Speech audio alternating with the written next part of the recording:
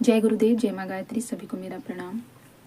महाकुंभ में भीड़ इतनी ज़्यादा हो रही है और सभी लोग एक दूसरे को दुख पहुंचाने में लगे हैं। देखिए, इस प्रकार का कुंभ स्नान करके आपको कोई लाभ नहीं मिलने वाला है। जो आपके मन में एक चीज़ बैठी हुई है कि 144 वर्ष बाद ये कुंभ स्नान आ रहा है, 144 वर्ष बाद ये संयोग बना है, इसमें हम डुबकी लगा लेंगे तो फिर तो हमारे जैसा सौभाग्यशाली कोई नहीं होगा। लेकिन आप पाप पुण्य का अर्थ समझिए, धर्म का अर्थ समझिए कि वास्तव में ये होता क्या है।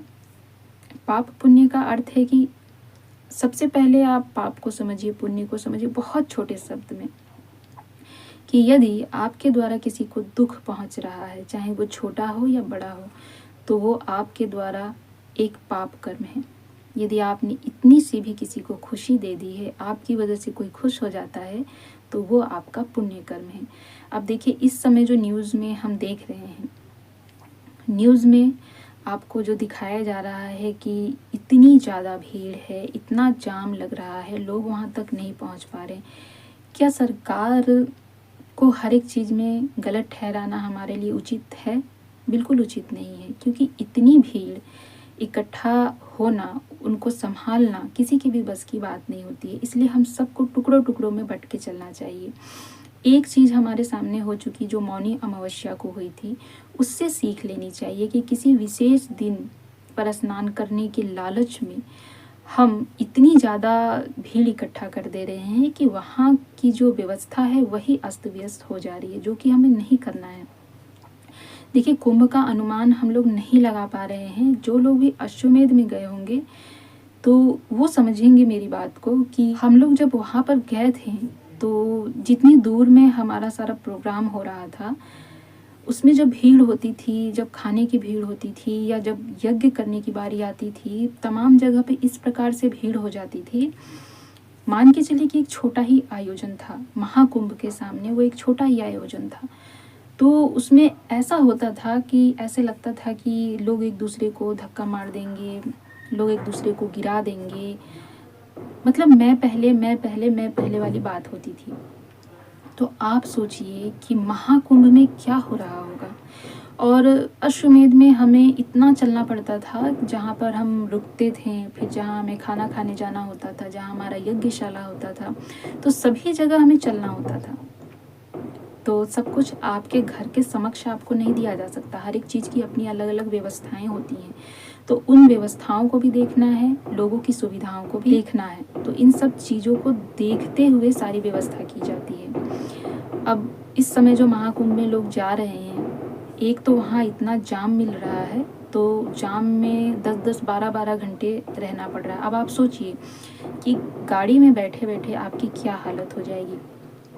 कुछ लोग तो बूढ़े बुजुर्ग भी होंगे, बच्चे भी होंगे, अपनी गाड़ियों से जो जा रहे हैं उनकी भी वही दशा है, क्योंकि जाम लगी है। अब मान लीजिए कि एक सड़क पर जितनी गाड़ी जाने की व्यवस्था होगी उतनी ही तो जाएगी। आपके घर में यदि 10 लोगों के रहने की व्यवस्था है तो आप तो 10 लोगों की व्यवस्था करेंगे। अगर उसमें 100 लोग आ जाएंगे तो थोड़ी अफड़ा तफड़ी तो होगी। आपको सोचना पड़ेगा कैसे निकालना है। पहले उन 10 लोगों को भेज दिया, फिर और 10 लोगों को आपने एडजस्ट किया, फिर इस प्रकार से आप एक व्यवस्था बनाते हैं। तो उस जाम में लोग फंस रहे हैं, उसमें 10-10 घंटे रहना धूप में, कितनी मुश्किलों का सामना करना पड़ रहा होगा, ये हम और आप नहीं समझ सकते। अब दूसरी चीज़ मैं आपको और बताऊं कि जो लोग ट्रेन से जा रहे हैं, तो ट्रेन से जो लोग जा रहे हैं उनमें इतने खचाखच लोग भरे हुए हैं। मतलब जितनी भी गाड़ियां जा रही है कोई भी खाली नहीं जा रही है। उनमें से कुछ लोग तो इतना ज़्यादा पुण्य कमाने के लालच में हैं कि वो ट्रेन को ही तोड़ डाल रहे हैं। जो एसी में लोग बैठे हुए हैं, एसी का शीशा तोड़ दे रहे हैं। अंदर जो लोग बैठे हैं उनको चोट लग रही है तो लग जाए, उन किसी प्रकार की क्षति पहुंच जाए तो पहुंच जाए, पर वो अपना गुस्सा दिखा रहे हैं। आपको क्या आवश्यकता है भीड़ के दिनों में वहाँ जाने की? आपको स्नान करने से मतलब है, 1 महीने का समय मिला है, आप किसी भी दिन चले जाइए। जो ऐसे विशेष दिन हो रहे हैं उन विशेष दिनों को छोड़कर आप अन्य दिनों में जाया कीजिए। आपको पता है कि विशेष दिनों में ज़्यादा भीड़ होती है, आपने पहले भी एक बार एक घटना देख ली है। इसके बाद भी आप नहीं सीख रहे हैं कि आपको किसी विशेष दिन में नहीं जाना चाहिए।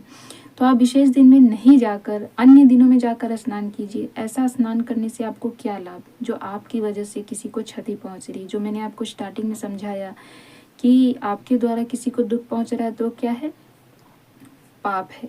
तो आप जिस प्रकार से ट्रेन को तोड़ रहे हैं, अंदर बैठे लोगों को परेशानी हो रही है, अंदर बैठे लोगों को चोट पहुंच रहा है, उनको किसी प्रकार की क्षति हो रही है, तो ये आपके द्वारा पाप कृत्य है। आप कुंभ में नहा भी लेते हैं तो आप इस पाप को कैसे मिटा लेंगे। तो बात को ध्यानपूर्वक समझिए कि स्नान का लाभ आपको कैसे मिलना है। जब आपसे कोई अच्छा काम हो, बुरा काम होने से आपको लाभ नहीं मिलेगा, और इस प्रकार के कृत्य करके आप वहाँ पहुँच भी जाएंगे तो आपको कुछ हासिल नहीं होने वाला है।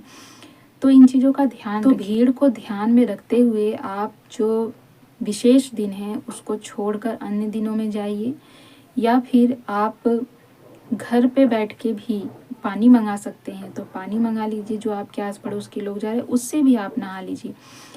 देखिए, आपको वहाँ पर बहुत चलना पड़ रहा है, आप इतने लंबे जाम के बाद पहुँच रहे हैं, इतनी मशक्क़त के बाद भी पहुँच जा रहे हैं, उसके बाद भी आपको वहाँ पर पैदल बहुत दूर दूर तक चलना पड़ रहा है। 15-15 किलोमीटर, 20-20 किलोमीटर चलना पड़ रहा है। तो आप अपने स्वास्थ्य की दृष्टि से भी देखिए कि आप चल सकते हैं या नहीं चल सकते हैं। हमारे घर से भी बहुत से लोग गए हैं, उन्होंने भी बताया कि इतना चलना पड़ता है। तो जो युवा वर्ग के लोग हैं वो तो फिर भी चल लेते, जो बुजुर्ग है वो 1-1.5 किलोमीटर चलने में भी उनको तकलीफ होगी, वो नहीं चल पाएंगे। तो इन सब बातों को ध्यान में रख के आप जाइए। केवल वहाँ पहुँचना ही बहुत बड़ी बात नहीं है। आप वहाँ पहुँच के बीमार हो जा रहे हैं या आपको कुछ हो जा रहा है, किसी प्रकार की कोई बात हो जा रही है, तो इन चीज़ों का भी तो ध्यान रखना है कि हम नहाने के मकसद से जा रहे हैं और हम बीमार होके आ गए या हमारे साथ कुछ घटनाएं हो गई, तो वो भी तो एक दृष्टि से देखा जाए तो उचित नहीं है। तो बाकी दिनों में जाइए, जब थोड़ा भीड़ कम हो जाएगा तब जाइए। तो आप अपनी समझदारी का उपयोग करके जाइए। वैसे भी पूज्य गुरुदेव जब थे तब वो कभी भी ऐसे शिविर लगा के नहीं गया स्नान करने, वो शांति कुंज में ही स्नान कर लेते थे और सभी कार्यकर्ताओं को भी कहते थे कि आप यहीं स्नान कर लीजिए। तो हमारे पूज्य गुरुदेव के विचार ही कुछ अलग थे। फिर भी जो जाना चाहते हैं जाएं, पर न्यूज़ में देख ले कि भीड़ कितनी है, ये सारी चीज़ गतिविधियों को आप समझ ले फिर जाएं। हम जाकर केवल सरकार को, प्रशासन को दोष दे रहे हैं कि ऐसी व्यवस्था नहीं है, वैसी व्यवस्था नहीं। इतने बड़े आयोजन को आप सोच के देखिए कि यदि आप होते तो किस प्रकार से व्यवस्था कर सकते थे। और केवल व्यवस्थाओं को सही करने में प्रशासन या सरकार की जिम्मेदारी नहीं है, हमारी और आपकी भी जिम्मेदारी बनती है। बहुत सी चीज़ें ऐसी होती हैं जिनको हम सोचते हैं कि हमारे अलावा और किसी को उपयोग ही नहीं करना, जैसे शौचालय हो गया या पीने के पानी की व्यवस्थाएं होती हैं या किसी प्रकार की ऐसी चीज़ें होती हैं, आप अपना उपयोग करने के बाद ऐसा सोचते हैं कि इसके बाद किसी को उपयोग ही नहीं करना है। ना आप उसको स्वच्छ रखते हैं, ना पानी डालते हैं, और ना ही आप उसको सही प्रकार से उपयोग करते हैं, तोड़ फोड़ देते हैं। तो इन सब चीज़ों का भी ध्यान रखना चाहिए। और जो दूसरे लोग जाते हैं, जब वो उपयोग करते हैं तो वो कहते हैं कि सरकार ने तो कोई व्यवस्था नहीं रखी है, यहाँ तो गंदगी है, शौचालय है तो वो गंदा है, और अमुक चीज़ें वो बोलते हैं। तो हर एक चीज़ प्रशासन के ऊपर नहीं छोड़नी चाहिए, हमारी और आपकी भी जिम्मेदारी बनती है। मैं तो यही बोलूँगी कि भीड़ में नहीं जाइए, भीड़ के अलावा जाइए, थोड़ा रुक के भी चले जाएंगे, कोई दिक्कत नहीं है। और धक्का मुक्की करके अपने आप को जोखिम में डाल के अपने आप को क्षति पहुंचाकर, दूसरों को क्षति पहुंचाकर जाना और ऐसा स्नान करना किसी भी मायने से सही नहीं है। स्नान कीजिए, उसका पुण्य तभी मिलेगा जब आप मानवता को साथ लेकर चलेंगे।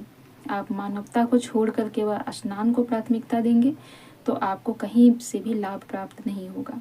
इसीलिए सबसे पहले आपका मानवता है, आपकी मानवता ही आपको पुण्य कर्म तक ले जाती है। यही आपका धर्म है कि आप अपने मानवता के, अपने मनुष्य कृत्य को फॉलो करें और उसके अनुसार ही आप कार्य करें, तो आपको पुण्य बिना कुंभ नहाए भी मिल सकता है।